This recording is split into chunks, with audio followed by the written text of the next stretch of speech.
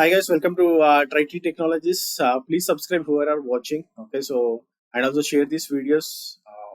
Who are going for the DevOps interviews, it will help a lot.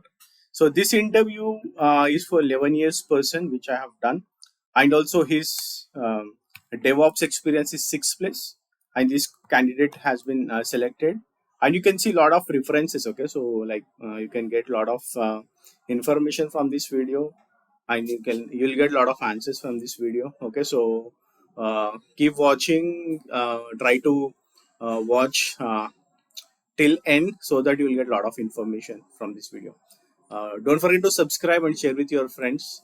And also, like I said, video and audio have been changed because of the privacy issues, and I'm not showing video. And also these videos are only to learn, not to show someone's talent, or not to degrade someone's talent. Okay, thanks for watching, and keep watching our videos.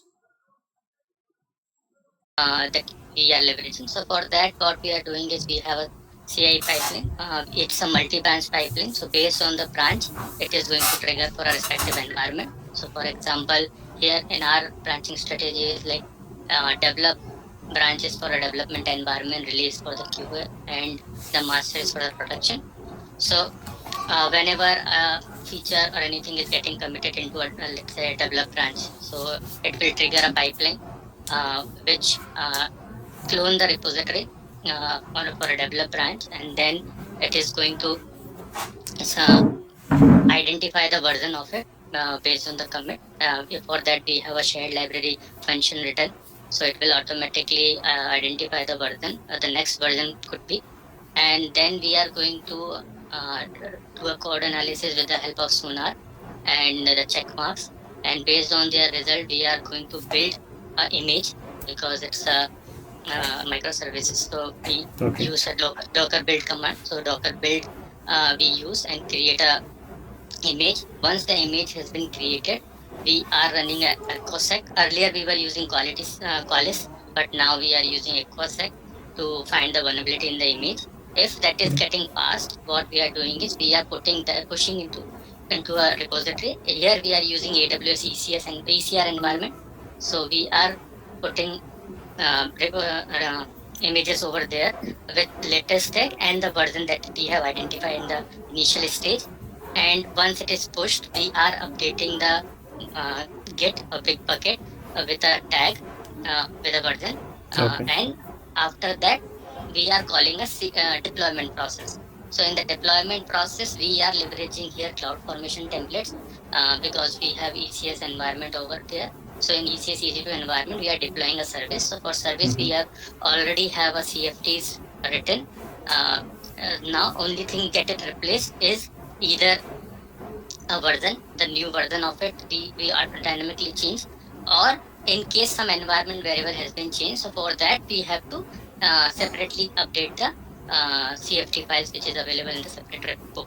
So we call the AWS Cloud Permission Update stack to update the services, and based on once that stack update is completed, we are sending a notification that it is deployed, that this particular version has been deployed into our environment. So this is the flow we are using. Okay, great. So when you see a vulnerability on the image, okay, so after deployment, like you maybe uh, after 2 months or 3 months, so how are you gonna make that fix? Okay. So currently for that, like ECR repository that we are using, that automatically scan for the vulnerability. If any vulnerability is getting identified, the version that is currently in use. So for that, based on the vulnerability number CV, right, we will try to identify like what is the issue, and based on that CV number, what is the solution is there. Based on that, update the Docker file images that needs to be done and rebuild the images. Okay. So what is the process to rebuild, or to move it to the production? Like I said, like the running version is fine, but there is only one vulnerability on the image with respect to the production. So how that changes been done in your environment? Okay, if it's specific to only production, right, and not for the others ones. So Right. yeah, in that scenario as well, that the vulnerability we are, it's kind of a quick fix. Like for example, just I'm giving an example. Sometime back, we get a 0-day vulnerability which is log4j, right? Everyone has to Right. update in a hurry, right? So in such scenario as well, what we did here is, because that is for everyone, so we just tested the changes, the build that we are creating into a separate environment quickly, and if there is no issue, we have directly build run the make the changes into a Docker file as a hotfix, right? And update it and rerun the build CI command, which is building a new version of it for the application and deploying it. Okay. So, how much you have been using Ansible in your environment, or how much hands-on you have working with Ansible? With Ansible, I would say we were using a year ago, right? Okay. When we were not using ECS EC2 environment. So when we are using EC2 instances, to manage those EC2 instances, we were using Ansible, where we like for example installing anything, a prerequisite installation like clients, AWS CLI, SnowSQL, PSQL, or any other tool, and and the deployment from Git to a particular directory of a EC2 instances. So for such kind of things, we have created Ansible roles and deployed through a playbook. So Right. that's you can say that's the overall part we did. But almost a year ago now, after moving to ECS EC2, Ansible is not there. We are using CloudFormation template. Okay. So it's only cloud formation you're using for the Uh, infrastructure as code. yes, yes. And recently we are you can say that trying to move that cloud formation part into a Terraform to have a uniformity. So for all the infrastructure, not only AWS, if in future we go with a multi-cloud or anything or Right. other parts, right? So we can leverage the same coding standard instead of, because cloud formation is it's for AWS only. So Correct. recently we have started migrating those. So yes, you can say little bit Terraform also we are working. Okay. So can you explain me the setup, how it is done? Like, what is the CI tool you're using? Sorry, I forgot to ask that. Jenkins we are using. Okay. So can you explain me the setup done on Jenkins, like how it is been deployed and where it is deployed? Yeah, so for Jenkins also we are using the ECS EC2 environment. So so that based on the load, it will auto scale. Okay. And for example, here we are giving that option to the teams, like for a project, based on the project requirement, they are building their slave image. Okay.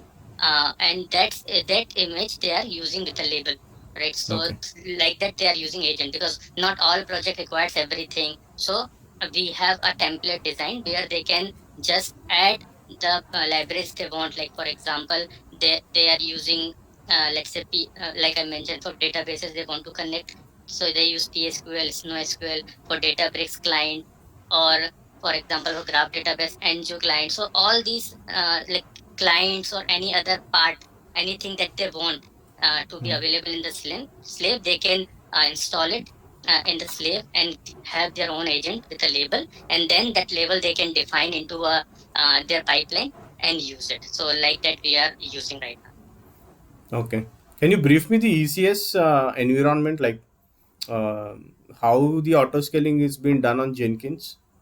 For example, if you are running huge number of jobs, so how it Yes. will be scaling and how it will be scaling out? Okay. So in such scenario, we are using the container insight metrics, right? And based on that, if like for example, we have uh, used 70% of resources, right? And based on that, it will going to start a new instance into a cluster, and so that it can accommodate more agent if someone is triggering. So like Right. that, we are working. Okay. So what if sometimes, like, you see that Docker or the ECS, in the ECS containers are not scaling up? So what might Mhm. be the issue? Like, have you faced anything like that? So you're saying container is not scaling up even though the you can say infrastructure is available, Correct. or Even the infra is there, but this it has to scale in, but it's not doing it. okay, okay. So I believe that that can happen only in the case where the you can say the metrics that you are using for the scaling, Right. correct? So that is going to be the one point. Like the metrics that you are considering is not the one which is getting used. You can say that. So I think we need to go back and see how the utilization is, and which utilization will give you wants and scaling, or will trigger the scaling. Based on that, you can make the changes in the auto scaling policy uh, condition. So Okay. I think then it will scale. So Okay. that's the only reason I can think of. Okay. How this has been designed, like when we are talking about metrics, right? So, Yeah, with respect to what you are designing these metrics yeah. So or the so thresholds, yeah. yeah, like for example, uh, for the major one is like this your CPU utilization. So based on the CPU utilization, you can do in container insights. You also get a memory utilization. Though Right. for in simple EC2 instances, you will not get. You have to download. You have to install an agent, CloudWatch agent over there. Then only you will get a metric. So that is one thing. You can also do with the that network in and out also. So there are multiple metrics available that you can leverage Right. uh, with their percentage Yeah. that What exactly being deployed with respect to the Jenkins in your environment? So that is what I'm asking. okay. So currently we are running on a base of memory. So if memory Okay. utilization is reaching this particular point, for example, here we have set that as 70%. So whenever it is at reaching a 70%, it has to scale up. Okay. Yeah. Got it. So how these multi-branch pipelines have been designed, like, or how it is been written? Yeah. So for multi-branch pipeline, it is you can say that written based on the merge happen on the particular branch wherever it is called, and it is going to create. So in that scenario, you can say at the time of setting up, right, the pipeline, we are providing uh, git location, git where it is going to use, and after that we are giving the branches you can say expression, regex expression. Like for example, I mentioned that we have only three branches that is going to be used for this one, to develop, uh, release, and the master. So only these pipeline will be triggered. So whenever we are going to scan a pipeline logs, and then it will check for the changes available in the Jenkins file we are providing, and based on that it is going to uh, give us the you can say the option of build with parameter any. If it's not, you Okay. can directly build now. So like that we have identified, and even in the Jenkins files also, based on the branch, we are doing things like with the expressions. Like for example, sonar we are running only in dev and release branch, not in the master one, because the code is already scanned multiple times. So Okay. like that also we are doing. Okay. So how these PR approvals been done? Like whenever there is a like whenever there is a commit, Mhm. so how these PRs coming up and how you guys are approving it, and how you have automated that? Are you are doing any manual approvals on that? No, currently it's a manual approach for approval, and it's not an automated one. And from an application side, whenever they are merging into any branch, they are assigning that request to their team, Okay. their lead, and their lead is approving. Okay. So how in which language this is written in, like your pipelines? So pipeline is a declarative piping we are using, and for that. Based on the requirement. For example, for database pipelines, we have written a shell script in the backend. So Okay. it calls a shell script. For one of the automation, we are leveraging Python. So they are going to run the Python code. And sometime only client is required, not any language, or you can say any scripting or code. So in such scenario, we are directly calling that command line of that particular client and passing the parameter over there itself. Okay. So how it has been integrated with the Terraform, or how you are pushing the code, anything like even if it is not Terraform, if Yeah. it is cloud formation, so how Mhm. it is been deployed through Jenkins. Yeah, so what for that what we have done here is that we have a separate repo for CFTs where we kept the CFTs, and we are cloning that particular repo, and we are calling AWS CloudFormation template using that workspace. In the workspace that we in the directory we are cloning, and after that, like I mentioned, few of the files needs to be modified at runtime based on the version and everything. So we are making those changes with the commands, and after that we are passing into a cloud formation. You can say that command with the parameters. Okay. So when you are integrating this with the Jenkins, right? Mhm. So how like this like, is it calling it to the local? Is it loading it in the local repo, or you have a separate entity to load this repo? It's loading into you can say local Jenkins workspace. For Okay. that we are using, yeah, so So it local nothing Jenkins. but you are using a Jenkins server or slave to load these Yes, repos. yes. In the Okay. Jenkins slave itself, we are cloning the repository for a particular branch. Okay. For that we have a Git plugin installed where we are just passing which branch and you can say the repo we need to use, and we Right. are cloning it, and then we are using whatever file we want to use over there. Okay. Okay. Can you brief me on testing or the test phase? What you are using in the pipeline, or any testing tools you are using in the pipeline? Yeah, so for testing tool, we have a stages, but we are not building it. But we are not building for that. We have a separate test automation team. Okay. So they are building a code. We are just integrating into a stage. Okay. So we are calling whatever they have written. So Right. that's yeah.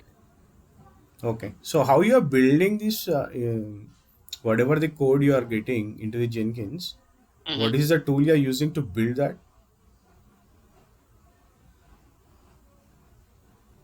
Uh, Like for example, if you have Java, you will be using Maven, right? So yeah, how so currently it's for image. We are image? creating a Docker images. So we have installed the Docker in the agent. So we are using the Docker clients over the client, and Okay. with that we are running the Docker build command to build. Okay. So you don't have any other codes other than images. Yeah, in the current project it's not there. Okay. Then we are using databases and for Airflow and other things. But yeah, here only this one is there. For few of the different projects where I'm leading another team, right? So Okay. there are multiple projects. I'm not Right. working in all the projects, but they where they are using Scala and other code, we are using ambient Maven package. Okay. So how much you'll be using Linux in your environment, or how much experience you have in Linux? Actually, all 10, 11 years because for Hadoop and others, only Linux I have worked on. Right. So can you brief me any a disaster that you have faced in Linux, like any one scenario Okay. with respect to Hadoop or anything like? Yeah, so like one of the disasters where, like you can say in initial years, you can say that I have seen that one of the person has deleted something, right? Because they have the extra privileges, right? So they have they deleted that particular file, and once they have deleted, there is no way to recover that.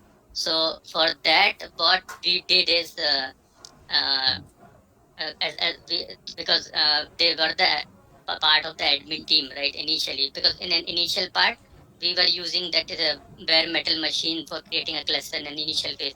So in such scenario what we did Right. is though because we can't you can say get the privileges back from them because they are from the admin team, but they did the mistake. Now we have that facility to take a backup and restore it from the snapshot and everything, but Right. very long back. So in the scenario, what we did is we have uh, updated that delete command file, where we have mentioned that whenever anyone is running and remove command, right, Okay. it will pop up that are you sure to run it. So those kind of thing we did initially, but Okay. now it's not. So that's one of the disaster I have seen. Mhm. And apart from that, if I can see uh,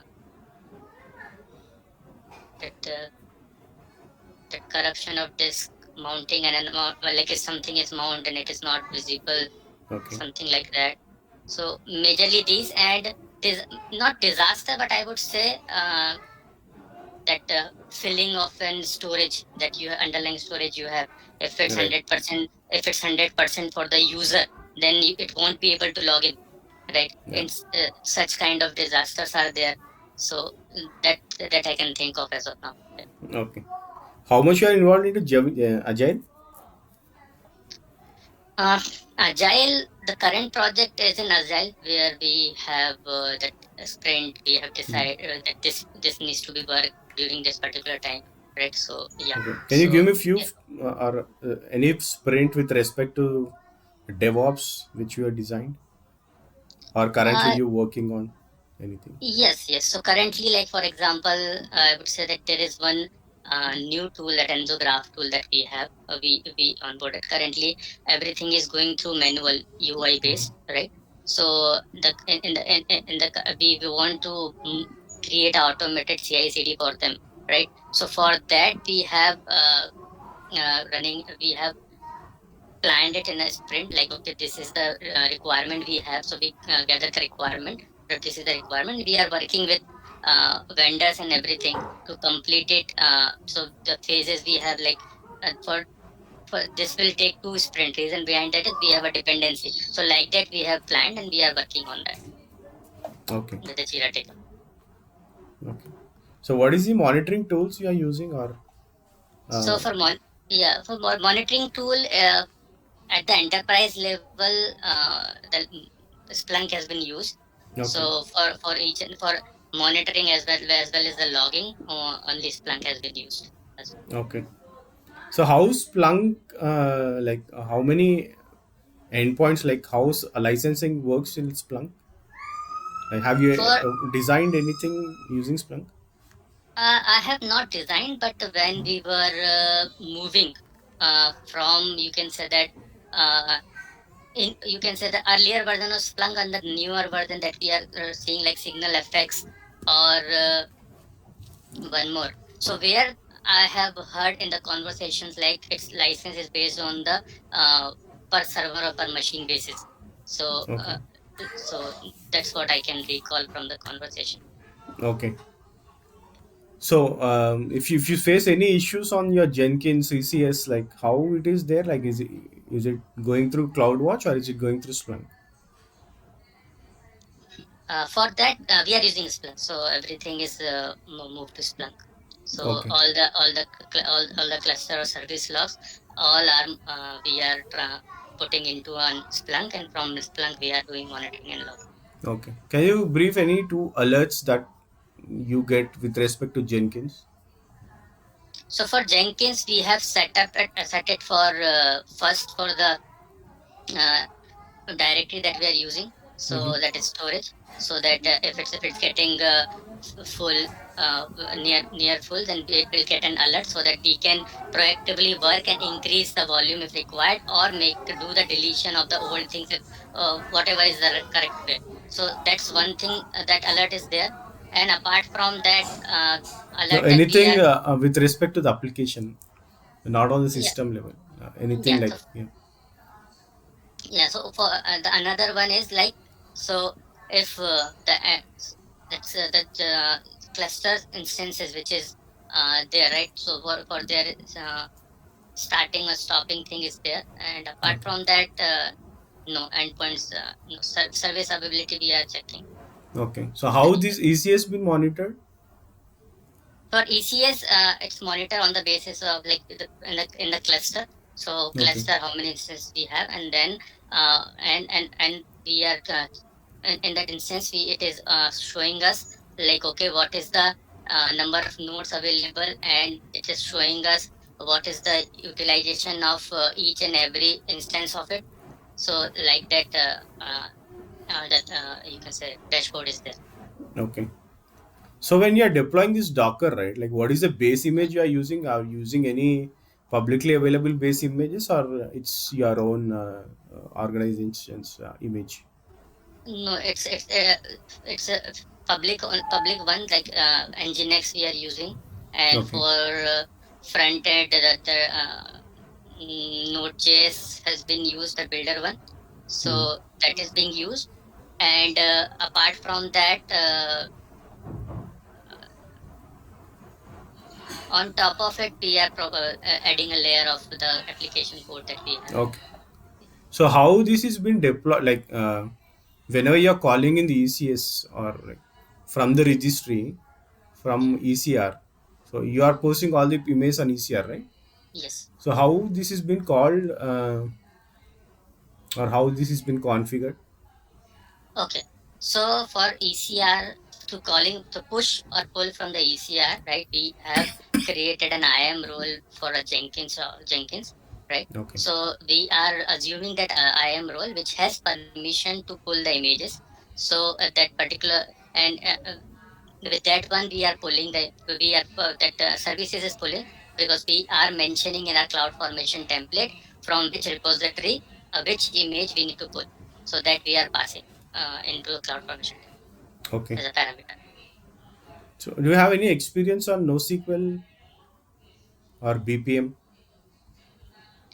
NoSQL, I would say not a direct experience, but yeah, Hmm. I've worked on MongoDB. I've a little bit worked on DynamoDB, but not that you can say extensively, because it's not part of the project as of now. It's so Okay. for NoSQL only limited, as and when required condition is there. You Okay. can say that. Have you worked any time on OpenShift or Mm. Kubernetes? Kubernetes, yes, like I said, it's not on a project basis, Hmm. but yeah, from the to understand the concept and everything, that with the help of Minikube and everything, because Okay. nowadays you don't know when containerization is there. Right. That company can shift anytime from like any tool from the Kubernetes, because it's a widely accepted container orchestration. So that's why, just to keep myself you can say that ready with that, I did that POCs and everything on a Okay. standalone mini cubes and understand the concept of it. So Okay. in that scenario, I know. So what you'll be doing when your pod is in pending state in Kubernetes? Okay, when your code is in pending state, we can describe the code and identify what exactly currently it's doing, right? Maybe if it's pulling an image or something like that, or it will also give us the reason behind it, and then we can see the logs as well, the pod's log, right? That Right. what is happening, and based on the logs, we can identify. Sometime it's because of resource is not available. Sometime some error is there, so based on that, we can react. Okay. So what if you get a chance to design like whatever you are doing right now, whichever you are deploying in ECS?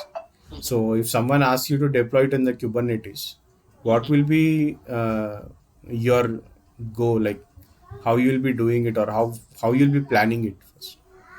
Okay, so planning for that particular part, what we will do here is like uh, instead of moving all the services together, we will identify the least used, you can say that, or the most isolated one, and we will move that into a Kubernetes environment with the help of services and other all that one, and then we'll see how it is going, and based on that, one by one, we can move that into because infrastructure remains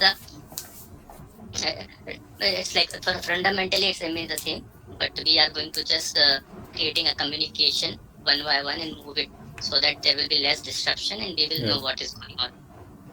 Okay. So how much you are being interacting with the client, like day to day? On a daily basis, I'm connecting with a client. It's a call because, like I mentioned, I'm uh, in a core team of a platform, as well as handling a multiple project team, right? So even for them as well, if for them also I'm connecting to client as well. So just give an overview, like from the client side, right? They have the delivery head and the leads, and that leads directly connect to me. You can say that. On I also have a delivery lead on in front of me, but as a lead to lead, the first point of contact for a particular tower, you can say there are multiple vertical in an organization of client.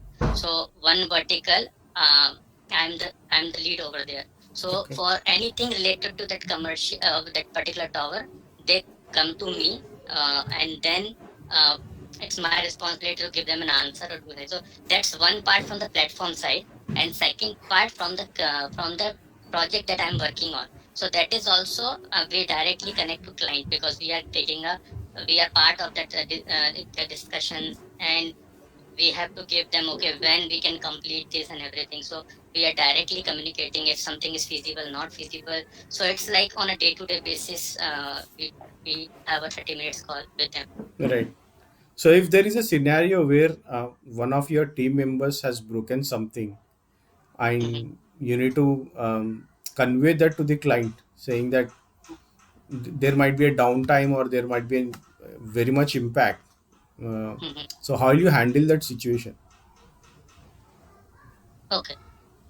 So if something happened, right? So in such scenario, if something is already happened, so what we can do here is we can mention that uh, this has happened. We have to do this to resolve this. It will take some time and downtime, or as a proactive measure that it will not happen in the future. This is the steps we are going to take. So Right. it will give them a sense as well.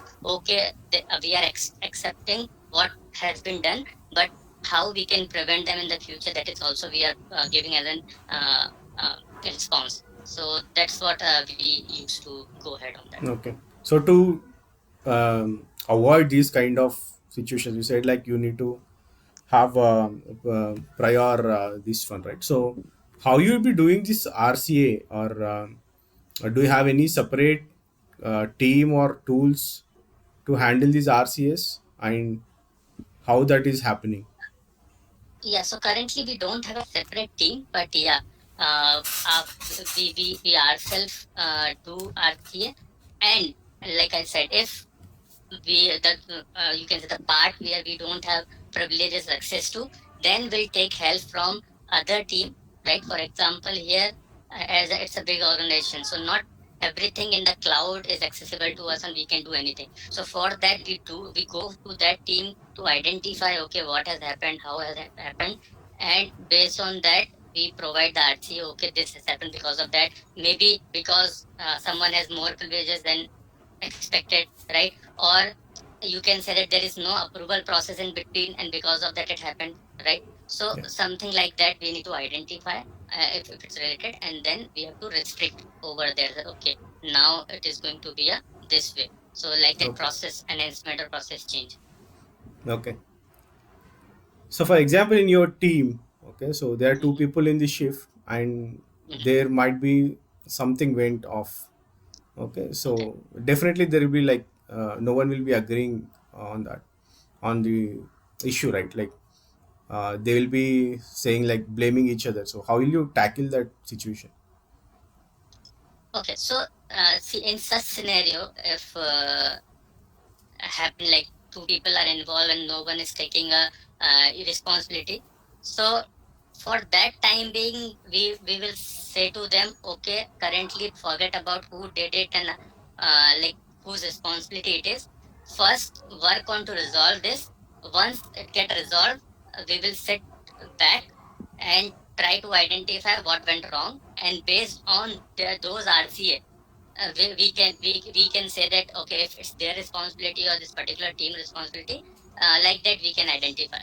But like, because Yeah. if we start pinpointing right away, then we won't reach the point that we want. So first we'll target to resolve as early as possible, and then we can you can say do the RC or analysis how this happened, who did it, because everywhere logs are available, so you can identify easily if something command is ran or whatever it is, who ran it with user and everything, right? So we can identify that later Right. phase. So how will you rate your team members with respect to uh, what scale, like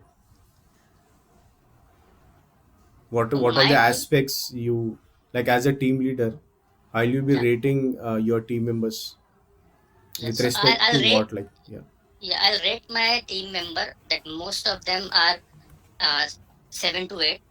Few of Okay. them is 6, 7, because they are, you can say, they're pretty much new in the world of IT, so they will take some time to understand.